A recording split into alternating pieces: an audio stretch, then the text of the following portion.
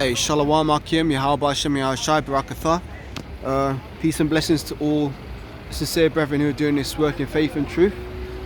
Just out and about, and I've just clocked a nice chariot sighting between these two buildings. As always, I like to start by saying we are the real Hebrew Israelites.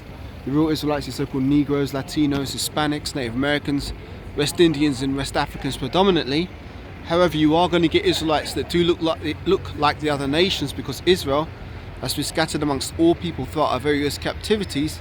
But if you're seed line by your forefathers, goes back to the man in the Bible that was named Israel, and you too are an Israelite no matter what you may look like, because the book of Numbers chapter 1 verse 18 states that your nationality is determined by the lineage of your forefathers.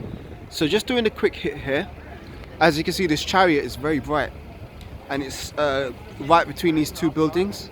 And if you look around, there's not really many other stars visible tonight, but this chariot is just hovering stationary, and it's bright as anything, man. And it's a beautiful sight to see, because when we see these chariots, it's supposed to lift up our spirits, as the scriptures do say, lift up thy heads, for your redemption draweth nigh. So for those of you who don't know, these chariots are the chariots of Israel. These are the vehicles which the angels travel in, okay? And this is the very same vehicle that, well, the very same thing that guided us when we were coming out of Egypt in the Exodus. So the chariots were overhead, the chariots were over our head, guiding our way through the wilderness. Because if you think about it, man, back in the ancient times, in the wilderness, there weren't no street lights or nothing. So the chariot was like a pillar of fire by day, and a pillar of light by night. Pillar of a cloud by day, pillar of fire by night. Slakia, roughly paraphrasing.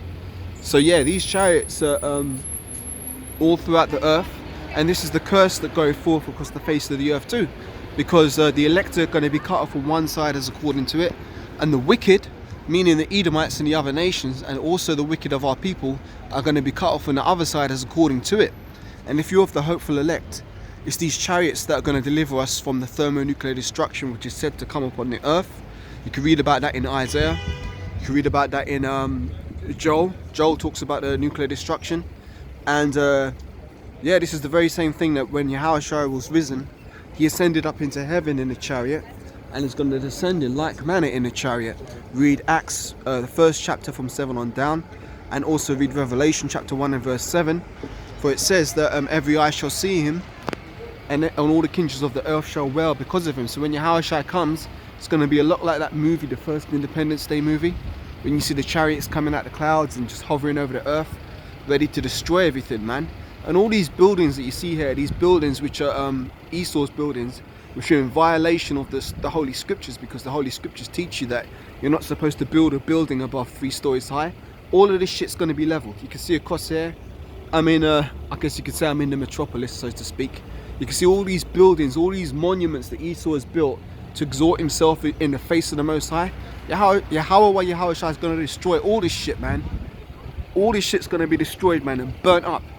And Peter talks about what manner of men ought you to be, knowing that the earth shall be burnt with fervent heat, and the elements shall melt with fervent heat. What manner of persons ought you to be in all holy conversation and godliness? This is where our mind's at. We're not building in this world. Fuck this world, man. Fuck this. This world is cursed and it's going out with a bang. But our kingdom is the kingdom of heaven. So our lives are hid, man.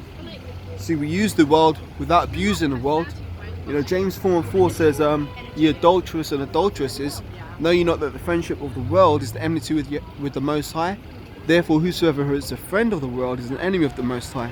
But John 17, Yahushua prayed that Yahweh take us not out of the world, but that he should preserve us from the said perils, but to keep us in the world. Because as prophets, we got a job to do, man. Our job is to prophesy at this time. Yeah? So if the prophets aren't in the world, who would warn them of the destruction to come? So we're just here to fill out our role and play our lots, man. That's all we're here to do. Just play our role, man. And every man in this truth's got his role to play, be it on the left hand side or on the right hand side. Every man's going to play out his part, because Yahweh has already written the script. Yeah, no, free will is an illusion. You know, everybody's doing things according to Yahweh or Yahushai's time, and all we can do is hope that we're of the elect that will receive salvation. And we continue to do these works in faith and sincerity, in order to warn our people, because salvation is only for the Israelites and only for the elect of Israel at that. So yeah, man, just a quick spiritual hit. I'm going to get back to doing another lesson I was doing. So yeah, giving all praise on and glory unto Yahweh B'Hashem Yahushai, B'Hashem Makar Kadash, double honours to the elders and apostles, a great millstone that will roll. And shalom to Yakim teaching this word around the globe with faith and truth and sincerity. Keep your heads up, man. We're almost out of there. We're almost out of here, man. And with that, shalom for now.